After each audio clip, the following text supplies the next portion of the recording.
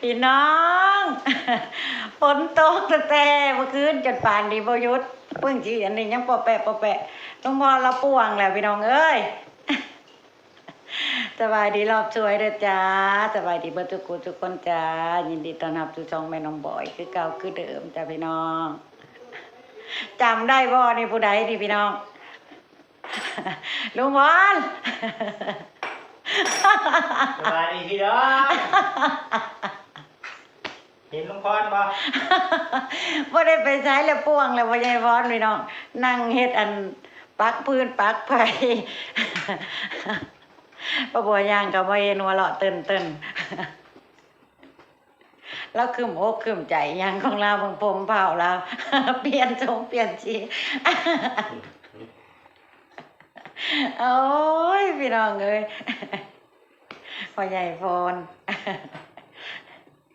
ป้าบัวว่าสิซักผ้าบ่ได้ไปใส่มาใจแต่ลอยลงพรเพิ่นเฮ็ดอันนี้ก่อนเฮ็ดปักไผ่ให้ก่อนมันซื่นมันแสะต้องเฮ็ดใหม่ดีๆแหละเบิ่งในเฮือนจานบ้านช่องป้าบัวกะซื่นแสะไปเบิดบ่เป็นตาอยู่พี่น้องเอ้ยบ่ได้ถ่ายคลิปแต่เช้าบ่ฮู้สิถ่ายอิหยังบ่ได้ไปทางใดแล้วก็บ่ฮู้ว่าสิถ่ายอิหยังพี่น้องย่างมาเห็นลุงพรก็เลยเกิดไอเดียอยากถ่ายลุงพรให้พี่น้องเห็นนำแล้วป่วงผู้เดียวแล้วอยู่ในครัวนี่ โอ้ยพ่อใหญ่พรกักแหน่อีหลีเหรอสร้างไฟจังแม่ลุงพรนี่เด้อพี่น้องจังจี้โหลดบ่แม่นอยู่บ่สร้างไฟจังแม่นี้เนาะพี่น้องนึกว่าแม่นไผช็อตเฮ็ดไผอยู่ผู้เดียวหัวแดงจึงครึ่งไงเอ้ยน้องบิ๊กน้องบอยบ่มาเห็นซื่อๆนี่เฮ็ดไม้ประกอบเอาไม้ปักเก้าตัวบ่งอันให้น้องบิ๊กน้องบอยเพิ่นซักผ้ามันแตกพี่น้องแม่นะย่านไฟช็อตลูกแล้วมาแล้วก็เลยบ่ได้ไปใช้มาใช้มื้อนี้ก็เลยให้ลุงพรเพิ่นจัดไม้ซะเลยอันใดเฮ็ดเอาเองได้ก็เฮ็ดไปเนาะพี่น้องอันใดก็สิเอิ้นไปสร้างโอ้ยคำลุงพรจนน้ำตาแตกตาแตนลองมึงดูลองอยู่ห่างๆกันได้เลยได้เกิบในเด้อลองไฟน่ะแล้วนี่เรียบร้อยแล้วลองแล้วลองแล้วมันได้แล้วเสียบไปแล้วดูเรียบร้อยมีแต่ที่เก็บไว้แหละพี่น้องบัดประกอบแล้วให้เรียบร้อยแล้วปวดก็ขึ้นเฮือนพี่น้องเอ้ยโพดโพก็บอกฝนดีร้ายค่ะปวดก็ขึ้นเฮือนประบัวแล้ว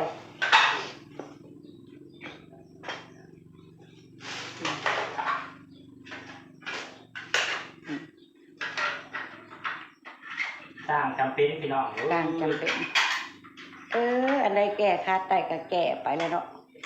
คิดถาแต่เอิ้นสร้างมาเฮ็ดให้มันก็ห่วยเอิ้นมาเทื่อนึงกัน100 200เดี๋ยวได้สร้างไฟนะ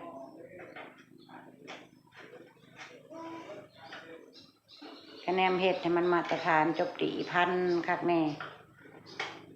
ลองเบิ่งก่อนคันช็อตก็ช็อตสร้างก่อนมีเนาะพี่น้องสร้างของเทพโอ้ยพี่น้องแล้วนะเบิ่งแต่ทรงผมสร้างของแตก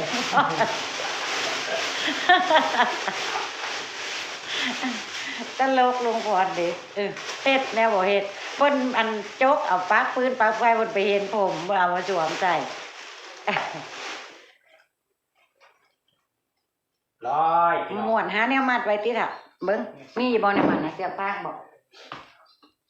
มีหยังต่อใกล้ฮะไปไก่แบบมันมีงานมีหยังเอาอะไรมัดไว้ก็ดี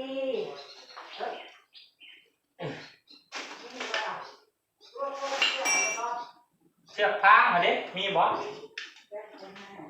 พางในประตูนั่นแขวนมัดอะไรอยู่นั่นประตูเล็กเหรอเด็กทางออกเหรอเด็กทางพูนทางอุพาวพูน จัดครัวใหม่พี่น้องเอ้ยเฮ็ดครัวใหม่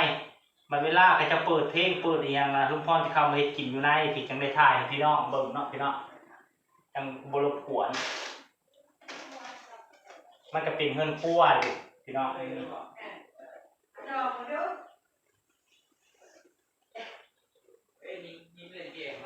ด้อเราบ่ได้ไปใช้มาใช้เราก็พ่วงแล้วก็ออกมา โอ้ยไปแก้มเสียก็อ้อยแหละใส่ข้าวเดียวเสียรูปเสียทรงมันหมดอายุเลยเนาะพี่น้อง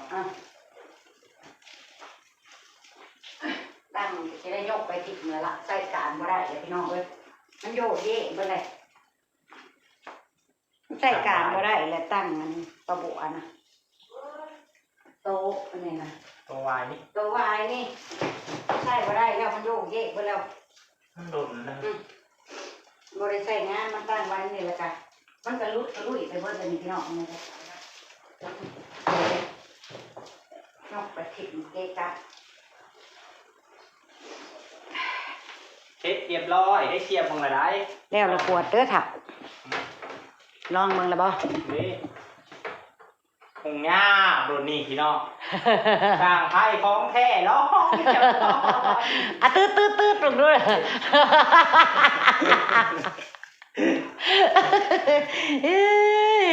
ลุงพลสั่งไปกองแท้เราอ่ะที่แท้จำได้วะ เกิดมาชอบกับชี้แน่นี่เด้อพี่น้อง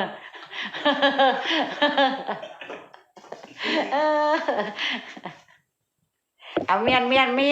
นโอ้ยกินข้าวเที่ยงกับยังอีละเถาเอ้ย กินไปแล้วยังกัน เด้ยังมีอันนอดอันนึงนะ ได้ นั่นขอรออยู่นั่น นอดเหลือบ่จ๊ะ ใครควงบอก อันนี้นะไอ้ควง เพราะว่านอดเพราะว่าผิด เอานี่ไว้ก่อน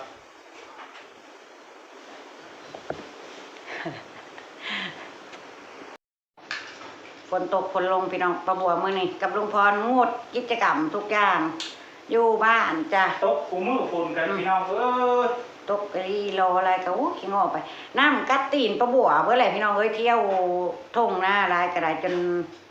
แดงเบื่อไรเจ็บก็เลยว่ามื้อนี้ขออยู่แบบแห้งๆก่อนบ่ออกไปใส่แล้วจักสิหายังเรามาสู่ลูกกินน้ำเที่ยงเมื่อยเลยอยู่ซื่อๆกับเบื่อกระเซ็งเนาะพี่น้องคนมันจะไป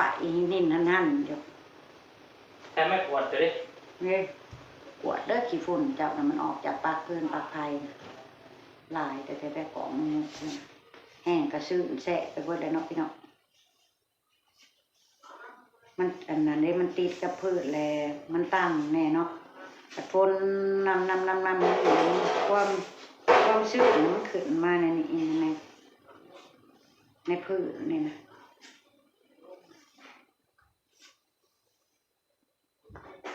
มันก่อนเราปวดคืออยู่ได้น้องพี่น้องคืออยู่ได้ปัญญาพรเราเฮ็ดเป็นทุกอย่างเลยพี่น้องเอ้ยปวดเหี้ยแล้วก็ปวดเป็นเก่งคืออีหยังในลุงพร มาจากได้บอกพี่น้อง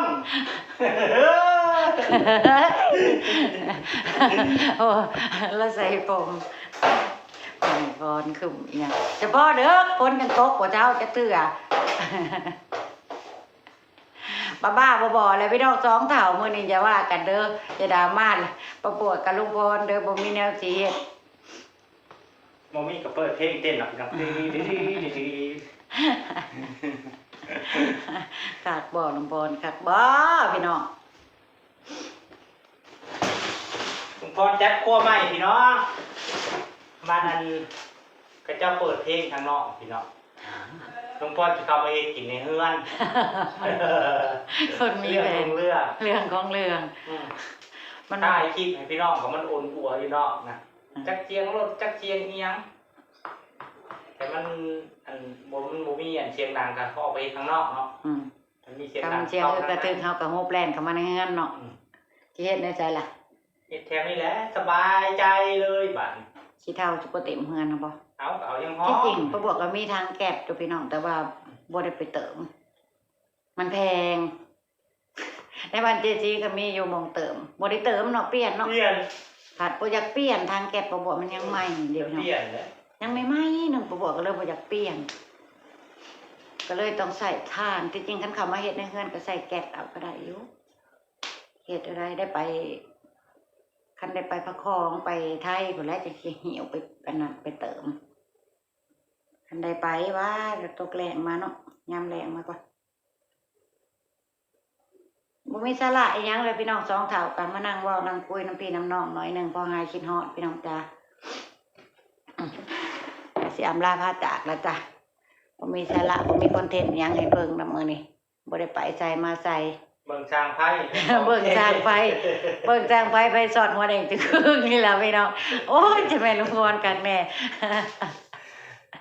โดยพี่น้องก็จะอำลาพาจากแล้วจ้าขอบคุณทุกกำลังใจ ขอบคุณทุกไลค์ทุกแชร์ขอบคุณทุกการติดตามเด้อพี่น้องจ้าขอบคุณที่บ่ขามโฆษณาป้าบัวเด้อเป็นกำลังใจให้ป้าบัวขอบคุณหลายๆไปละจ้าสบาย ส ดี บายดี